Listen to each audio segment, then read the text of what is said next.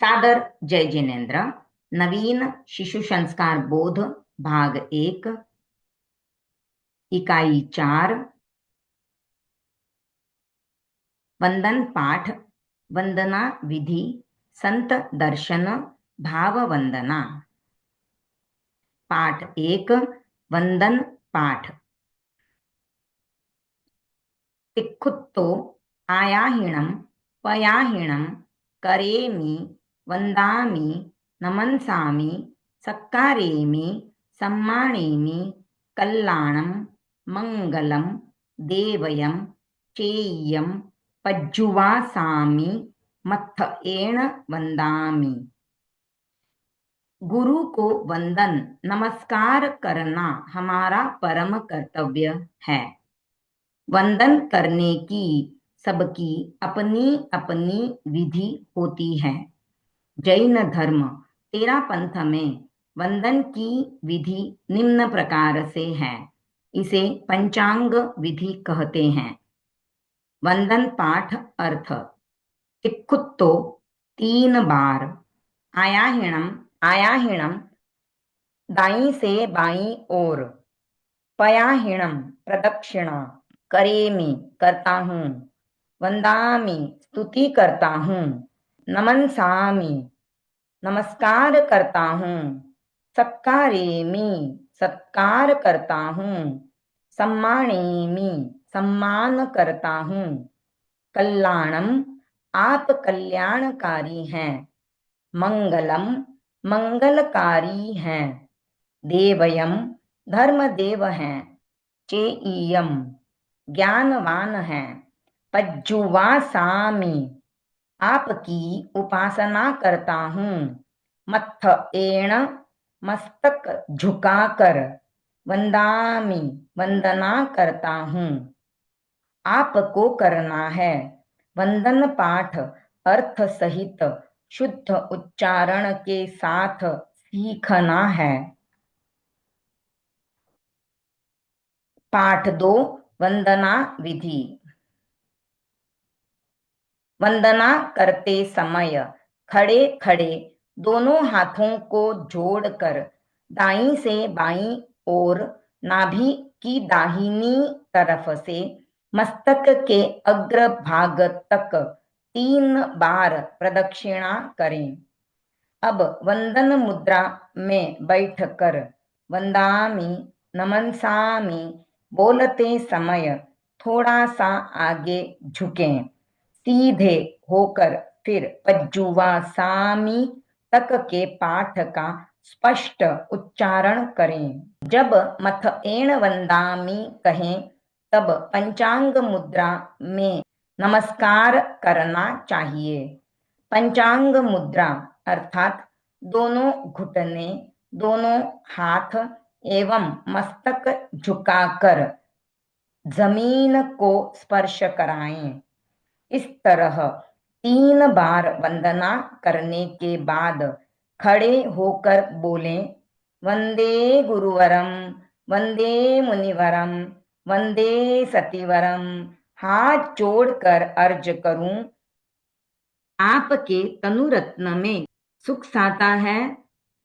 तनु अर्थात शरीर, रत्न अर्थात रत्नत्रय, ज्ञान दर्शन चारित्र। प्रश्नोत्तर। वंदना कितनी बार करनी चाहिए? 3 बार। साधु साध्वियों को नमस्कार करने के लिए क्या कहना चाहिए?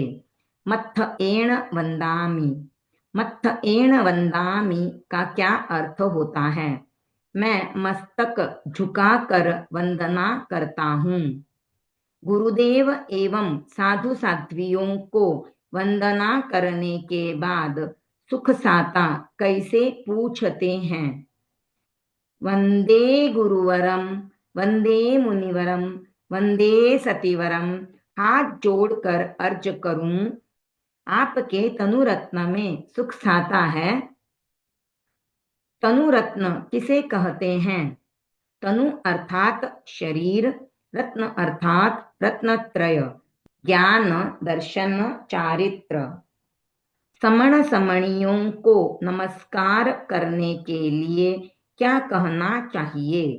वंदामि नमंसामि। पंचांग मुद्रा किसे कहते हैं? जिस मुद्रा में दोनों घुटने, दोनों हाथ एवं मस्तक, ये पांचों अंग जमीन को स्पर्श करते हैं, उसे पंचांग मुद्रा कहते हैं। आपको करना है, आपको विधि सहित वंदना करना सीखना है। सदैव साधु साध्वियों को विधि सहित वंदना करें। आपको ध्यान रखना है, वंदना करते समय परस्पर बात व परिहास आदि नहीं करें। वंदना करते समय मुंह खुला नहीं रखें। मुंह पर सदा हाथ, रुमाल या मुख वस्त्रिका का प्रयोग करें। पाठ 3 संत दर्शन।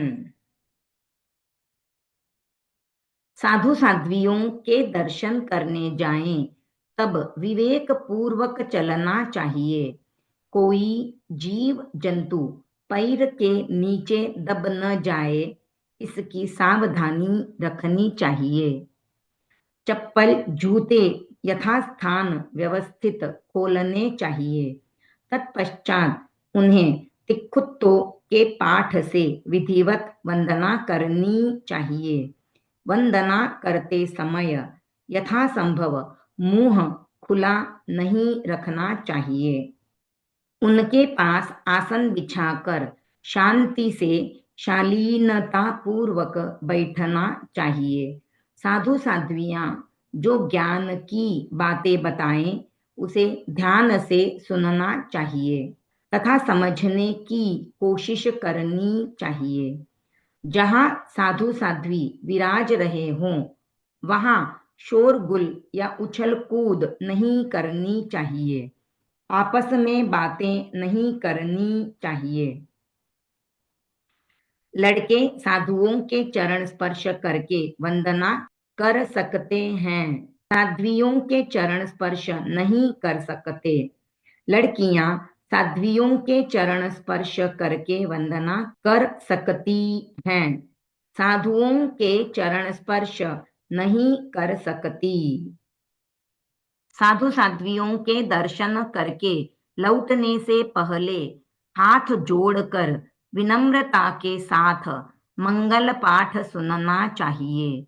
साधु साध्वियों ने हमें जो ज्ञान की बातें बताई, सेवा उपासना करवाई, उसका आभार व्यक्त करने के लिए हाथ जोड़कर कृतज्ञोस्मि कहना चाहिए। आपको करना है। यदि आसपास साधु साध्वियां विराजित हो तो यथासंभव प्रतिदिन दर्शन करने का प्रयास करें। आपको ध्यान रखना है, साधु साध्वियों के दर्शन सेवा करते समय उपरोक्त बातें अपने व्यवहार व आचरण में लानी चाहिए। पाठ 4 भाव वंदना। 22वें तीर्थंकर अरिष्ट नेमी के समय की बात है। अंतिम वासुदेव श्री कृष्ण अरिष्ट नेमी के चचेरे भाई थे। भगवान के प्रति श्री कृष्ण की अगाध श्रद्धा थी। श्री कृष्ण की राजधानी द्वारिका थी। समुद्र तट पर बसी स्वर्ग सदृश द्वारिका नगरी में एक बार तीर्थंकर अरिष्ट नेमी पधारे। वासुदेव श्री कृष्ण ने भगवान के दर्शन किए और प्रवचन सुना। भगवान ने अपने प्रवचन में वंदना के बारे में बताते हुए द्रव्य वंदना और भाव वंदना का वर्णन किया। वासुदेव इस व्याख्या से बहुत प्रभावित हुए। प्रवचन सुनने के बाद श्री कृष्ण महलों में आ गए। श्री कृष्ण के शांब, पालक आदि अनेक पुत्र थे।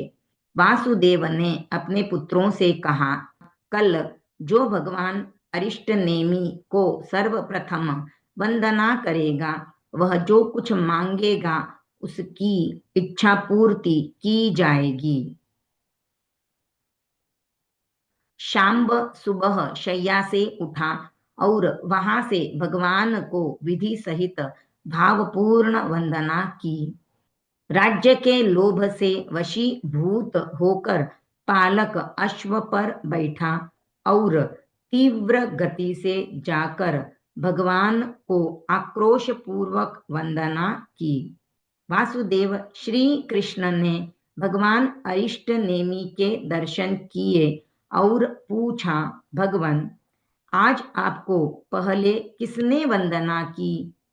भगवान अरिष्ट नेमि ने उत्तर दिया, द्रव्य से पालक ने तथा भाव से शांब ने पहले वंदना की।